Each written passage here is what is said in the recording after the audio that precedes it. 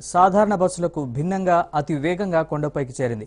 Gold stone సంస్థ ఏర్పాటు చేసిన ఈ కాలుష్యరహిత బస్సు ట్రయల్ రన్ విజయవంతంగా పూర్తి చేసింది. కొద్ది రోజుల్లో మరిన్ని బస్సులను తిప్పుతామని ఆ సంస్థ ప్రకటించింది.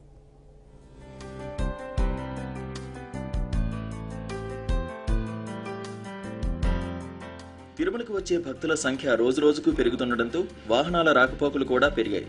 దీంతో ఘాట్ రోడ్డు నిత్యం బిజీగా ఉంది. పెరిగిన వాహనాలతో పాటే కాలుష్యం కూడా ఎక్కువైంది.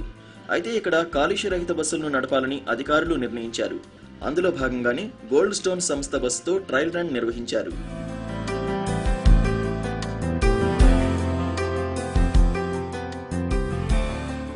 తిరుపతి నుంచి తిరుమల వెళ్లే రెండవ ఘాట్ రోడ్లో 18 కిలోమీటర్ల మేర ప్రయాణం చేయాల్సి ఉంటుంది. అలాగే తిరుమల నుంచి తిరుపతికి 20 కిలోమీటర్ల మేరకు ప్రయాణం సాగించాల్సి ఉంటుంది. మొదటి ఘాట్ రోడ్లో 60కి పైగా మూలమలుపులు ఉండడం భక్తులకు ఇబ్బందికరంగా మారింది. మరీ ముఖ్యంగా వాహనాల నుంచి వచ్చే పొగతో వాహనదారులు తీవ్ర అవస్థలు పడుతున్నారు. దీంతో బ్యాటరీ బస్సులను నడపాలని ఆర్టీసీ అధికారులను ఆదేశించింది.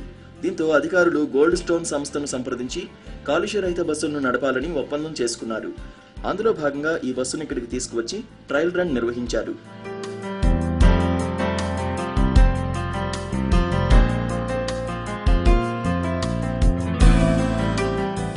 ఈ బస్సులో చాలా ప్రత్యేకతలు ఉన్నాయని సంస్థ ప్రతినిధులు చెప్పారు.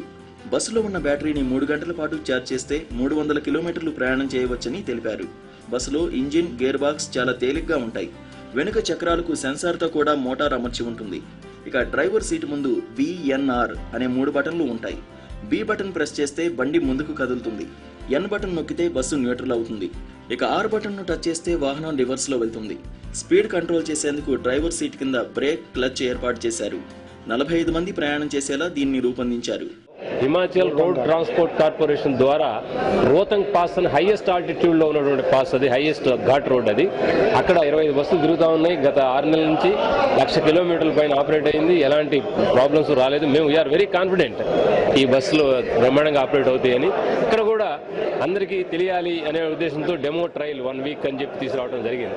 ఇప్పుడు పైకి వచ్చాం, చాలా సునాయాసంగా తీసుకురావడం జరిగింది. ఇప్పుడు కిందకు కూడా వెళ్ళబోతున్నాం. మేమైతే 100% కాన్ఫిడెంట్.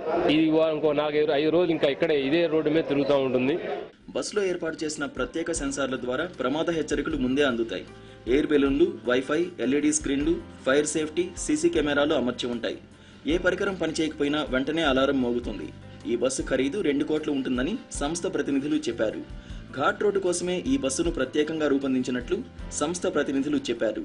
దాదాపు డబుల్ కెపాసిటీ అండి ఇది ఇంజన్ మోటార్ కెపాసిటీ. ఏంటంటే ఒక బ్యాటరీ ఒకసారి ఛార్జ్ చేస్తే 250 కిలోమీటర్లు మనకి ఆపరేట్ అవుతుందండి.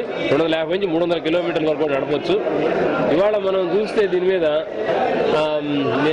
ట్రయల్ రన్లో ఇప్పుడు చూస్తే 1.6 యూనిట్స్ కలుతా ఉందండి కిలోమీటర్కి. వెహికల్ కాస్ట్ ఎక్కువ అండి. వాళ్ళ దాంట్లో వాళ్ళ కీ రోల్ ఏంటంటే బ్యాటరీ టెక్నాలజీ చాలా ఇంప్రూవ్ అవుతూ ఉంది.